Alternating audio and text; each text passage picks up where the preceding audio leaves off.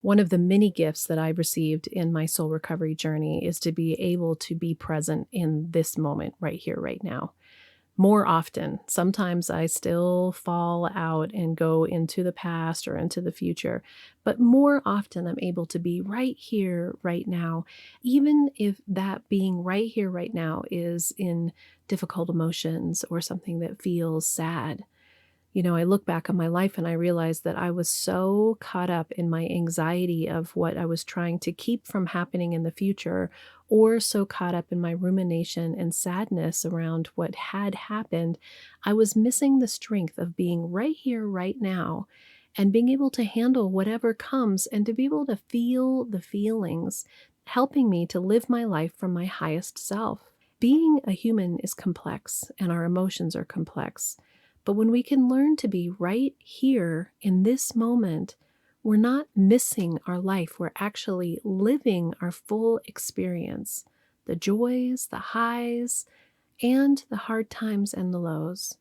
All of it is helping us to be our fullest, most true selves and to live in a way that is in accordance with what we've been brought here to do and to be.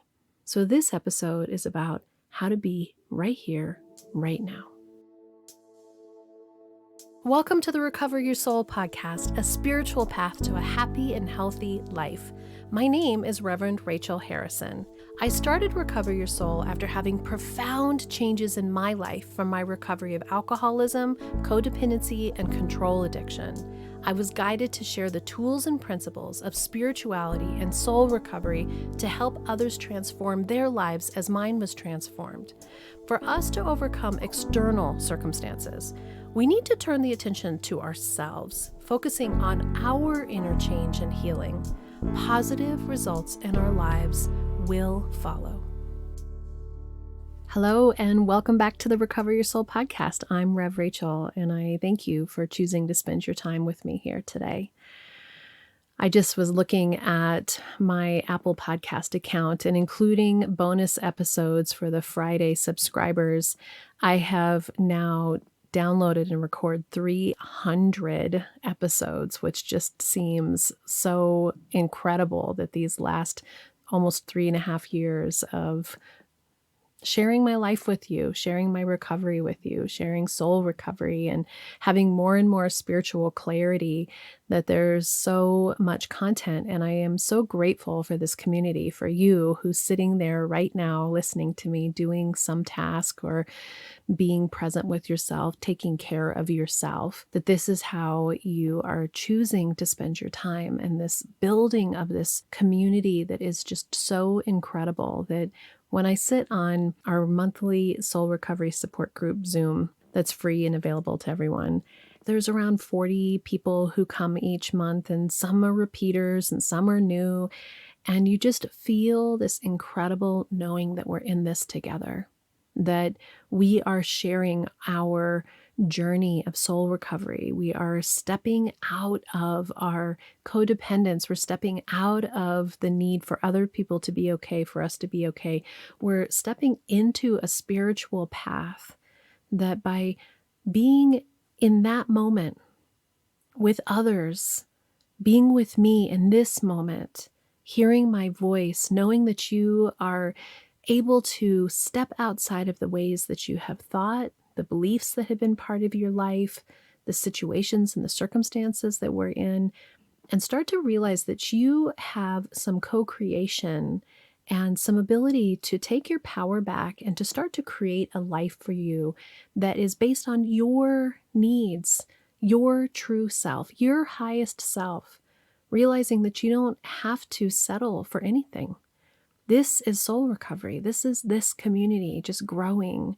And it's just with such gratitude that I can sit in my little studio in my backyard and connect with you here, knowing that I've been given this incredible opportunity with your support as a community by booking coaching sessions with me, the donations, the subscriptions, joining workshops. All of those things allow me to do this full time, to support this community full time. And I am so honored. I am so honored to be in your life. So I just thank you for 300 episodes in. Today's episode, I wanted to really come into the power of being in the present moment, being in our bodies in the present moment. How, when we look at this spiritual practice of stepping outside of what is the rumination and the fear of the past, or the regret of the past, or the pain of the past, then the future, the anxiety, the worry that we have in the future, that we often miss this moment right here, right now, and the power of being in this moment, appreciating, seeing how much strength there is in not getting caught up in what we don't have any control of, the past or the future. So that's going to be our topic today, is being right here, right now. What I'd like to do is I'd like to start by offering you a meditation. And you can do this even if you're doing a task. You can do this if you're driving in your car. We're not going to do a deep meditation. What I'd like to offer you is just to ground and center into this place. And this is something that I do when we're having a coaching session. I start every coaching session with this style of grounding meditation. So we're going to start with that as we come into this episode today.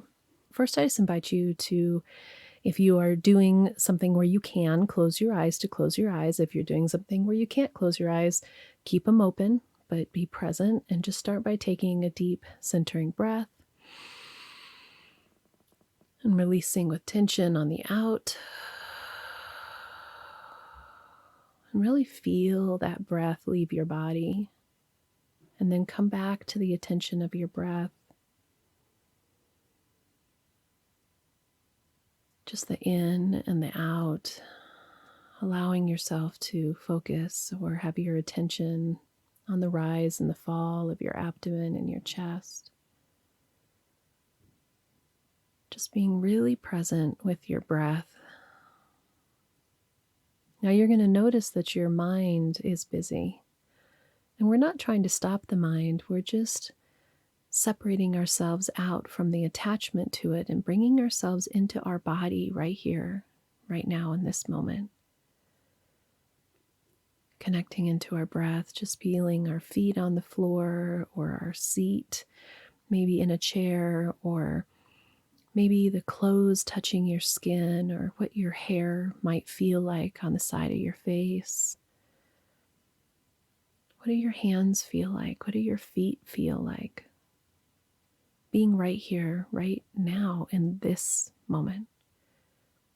And every time your mind starts to spin and you start to come out and want to try to control or think about, that's what our brains do. That's their job.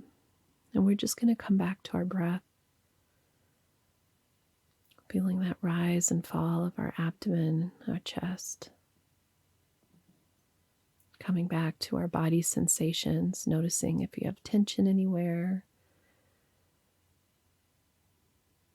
And in this moment, allowing yourself to feel the peace that is in this moment. There may be a lot going on in your life, but right here, right now, as you listen to the sound of my voice, notice that there is a truth that all is well. There is a truth that there is strength within you. There's a truth that you are connected to something even greater still. That when you let go of being elsewhere in time or in thought, and you bring yourself right here, right now, you can feel a sense of peace within. A tenderness, a awareness. And always coming back to your breath, using it as a way to ground yourself, to anchor yourself into this moment right now.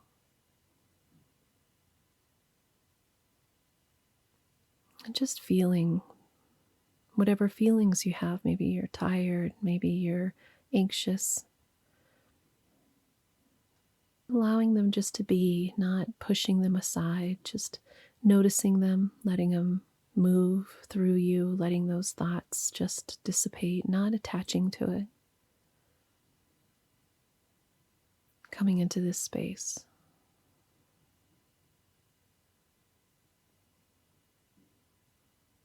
And then bringing awareness to your body, really awareness to what it feels like to be in your body in this moment. Maybe there's some sounds around you. Maybe there's activity around you. If you're driving or you're doing an activity, like really being present driving. Not thinking about what you're going to do when you get to your destination, but just being present in this moment. What does it feel like in this moment to be doing whatever activity you're doing in this moment? Maybe you're doing chores or putting on your makeup and getting ready in the morning. How does it feel to be right here, right now, not in the future?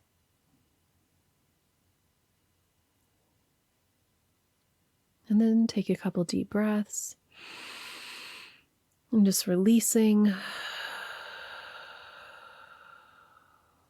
Again, feeling your body coming into your body, releasing. And then opening your eyes if they were closed. Stretching your body a little bit, just moving around. Just a couple minutes of meditation like that a day can have profound effects on how we can be in the moment. It is so easy for us to get so caught up in the past and the future and not be present in our bodies, not be present in happening right now. What is happening right now? And I know for me that I can get so caught up in that part of me that wants to control what's going to happen next for the ease of everyone else around me, for the ease of myself, that I want to participate in trying to help. I'm working on these things and I'm so much better than I used to be, but I'm still in it. I still have stuff with my kids where something comes up and I watch myself, as I've talked about in previous podcasts, getting hooked in again. I think so often about how I watched a movie and it had sign language in it, and it was around an addict. And the sign for addict is your finger like a hook in your mouth, hooking you. And I have that visual so often around being hooked, and that it's addiction that hooks us, and that addiction that we can get so caught up in somebody else's addiction to a substance or a behavior, we lose sight that we're hooked. We're hooked in our addiction to them and their lives. That addiction means it's out of your control, that it's running you instead of you making decisions around it. And so we can do the same thing where we get really caught up in the past and the future. And what ends up happening when we do that is we're not actually allowing whatever is right here and right now, whether it's wonderful and joyous or whether it's painful and complex and heavy emotions. When we do that, what we're not allowing is for us to resource from our spiritually grounded, centered place that believes and knows that we can make it through anything, that we can handle anything, because we're in the projection when we think about the future that is based on our experiences from the past. So the interesting thing about being a human being is that we have these protectors within us, these aspects of ourselves that have come into our being every time that we've been wounded. Maybe they've come into play when we realize this is how we show up in a certain situation. This is how I'm going to be loved. This is how I'm going to be recognized. You don't even know, because all this is happening in our subconscious. This is how we build how we show up and how we survive and our personality traits. It's part of being human. It's an essential piece of being human. But the way that our brains work is that they're constantly going back and re-evaluating what's happening based on how it happened in the past. And that's learning. it isn't about wiping those things out. It's about starting to recognize how you can use this as a benefit and when it's not benefiting you, and not getting caught up in ruminating and living from the past so that you're not missing the now and feeling your resourced, strong self that is in this present moment in your body. If you're ready for soul recovery, as a spiritual coach, I can support your healing to help make real changes that will bring you a life of peace, happiness, connection, and abundance. You can also work in smaller groups by taking a deep dive in a Zoom workshop or with me in person at a retreat or an event.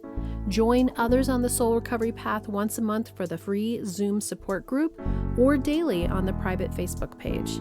Visit the website recoveryoursoul.net to book coaching sessions with me or find all the information you need about soul recovery, dates that are coming up, and how to register for those groups and workshops. To support the podcast and the community, check the links in the show notes to make a small monthly donation or a one-time donation of your choice that will make a huge impact to support this community and the soul recovery mission. Together, we can do the work that will recover your soul. One of the things that happens in our relationships is that we have to remember what was painful for us, again, to survive. I've noticed in my soul recovery that has been one of my greatest blessings in the be here now is that I have been able to truly forgive and release past wounds and the energy that it had inside of my body. And that it's like it's a book that sits on a shelf that is the truth of what happened. We're not dismissing the truth of what happened. We have this belief that we have to hold on to what happened to us, or how people hurt us, or what they did, or what that relationship was like, and how that was bad. And what we end up doing is we end up replaying those scenarios in our subconscious so that we're still interacting with them in our conscious, in our life, because it's trying to work it through. So in soul recovery, what we're learning is we're learning how to look at those situations in a new way to truly process from a compassionate, kind, open-hearted, non-judgmental way all the things that have happened to us, to recognize and feel those feelings, to validate the feelings, not from a place of being a victim, but from a place of strength and awareness that gives ourselves voice to the truth of what we've been through and sees them from learning, from an opportunity to be in the curriculum of life, and lets the energy dissipate from them in their woundedness. And when we can truly do this, what is so beautiful is that it takes all of that sticky, addictive, hooky energy from what's happened in our past relationships, and it stops replaying those old tapes, those old beliefs, those old patterns, so that you can actually be in this relationship, in this body, in this moment in time, now. So I think about this in a couple different ways. One is in relationships with other people, and I'll use Rich for an example. And I often say this to people when we're coaching. Rich and I had 10 or 15 solid years of complexity and pain. There was lots of good times that happened in there, but the undercurrent was this sticky, dissatisfied, edgy, walk on eggshells, fight a lot, just real not being content, not being best friends, not being able to just relax and be happy like we are today. That happened. This isn't about saying that didn't happen, and I'm just going to erase the file. That is not at all what soul recovery is about. What soul recovery is about looking at that and saying, that happened. That's true. And to allow myself to see what parts I played in it, to allow myself to see what buttons get pushed by him in me that were things that I could work on, and to start to recognize what was it that I was trying to control, what was it that I was trying to manipulate. Can I just be kind to the situation that says raising kids is so hard? And being in those parts of our lives where there's financial strain, so many personalities and so many moving parts, like, can I just give myself some grace and just say, it was a really tough time?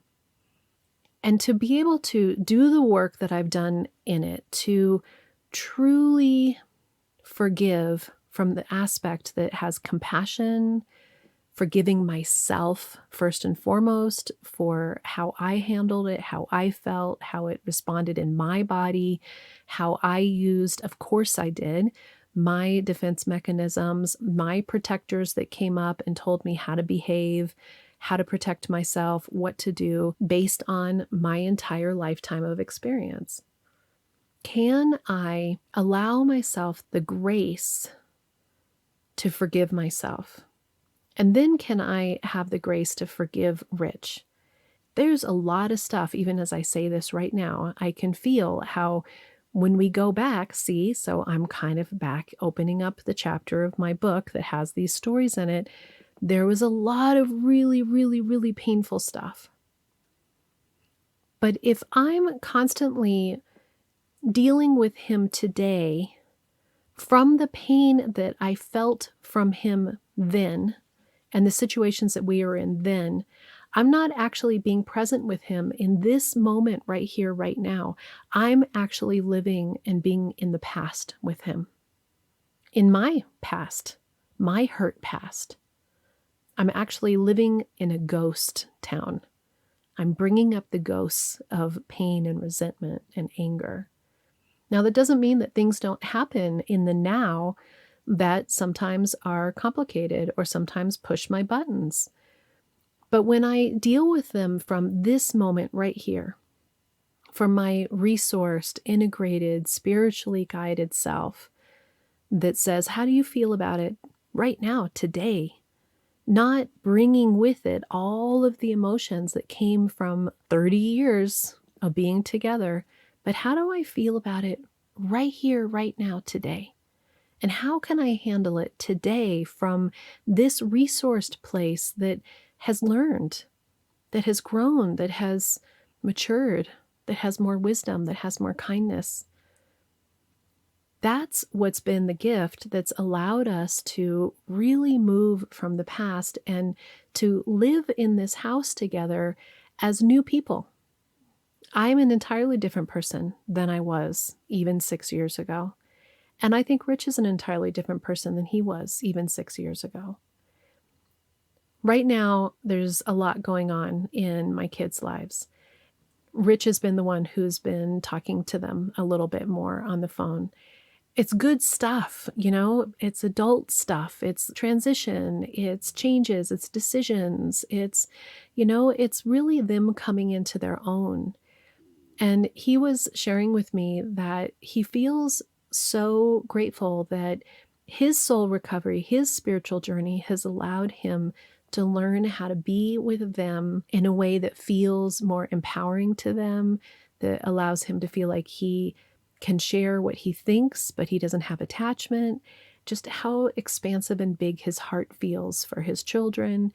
And I think to myself, I could attach to the past and think, why couldn't you have been like that before? You weren't like that when we were, raising the kids before. And, now you think that you can think these thoughts. That is so easy to want to drudge up and drag all of that old pain.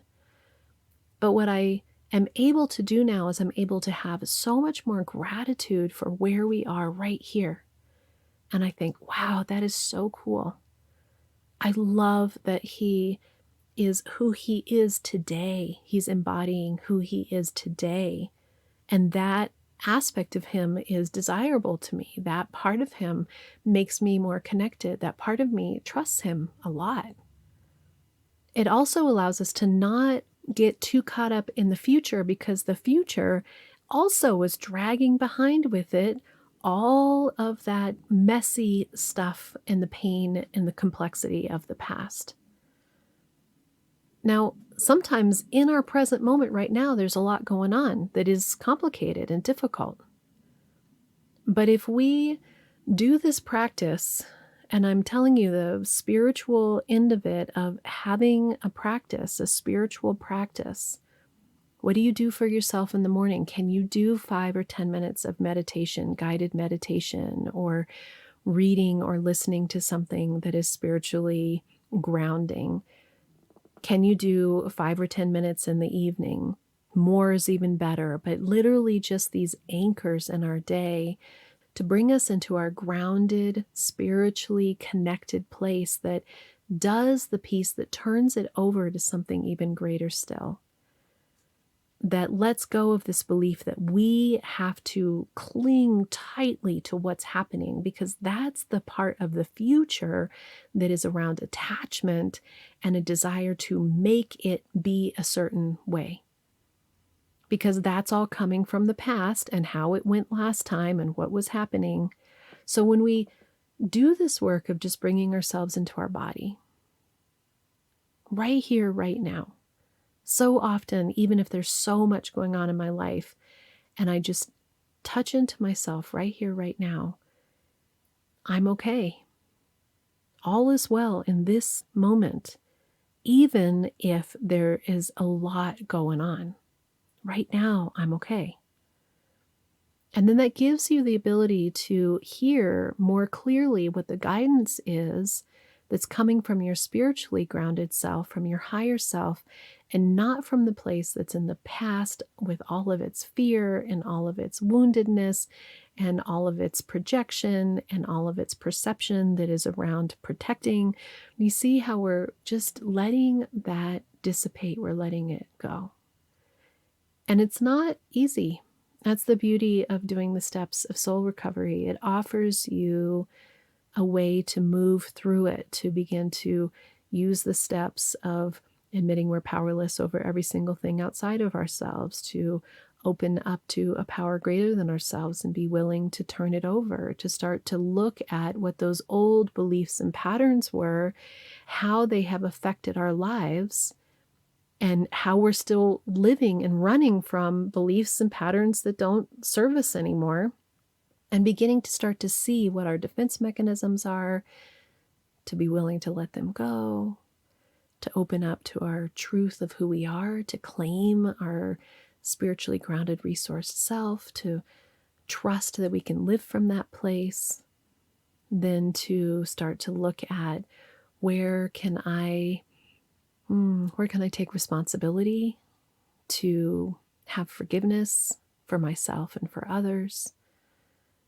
And then ultimately about living from this spiritually grounded place and using these tools all the time.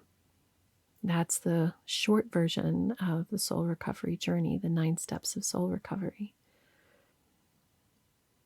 It's not a process that's ended in just one working through the steps. This is the curriculum of life. This is our constantly coming back to our grounded, centered, spiritually resourced place.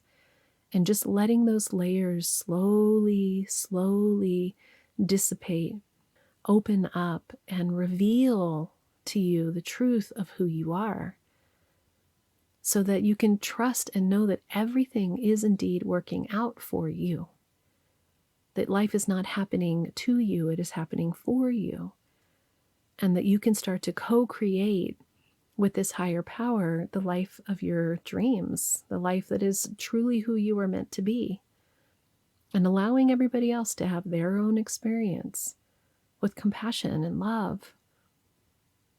So being in this present moment, right here, right now, is so powerful. And it's the only moment that we have. Ultimately, time is going by so fast. I don't know if anybody else just feels like, wow, there's not an entire lifetime left for me. But I have a chapter, a pretty significant chapter left where I'm young still and healthy. What am I going to do with that?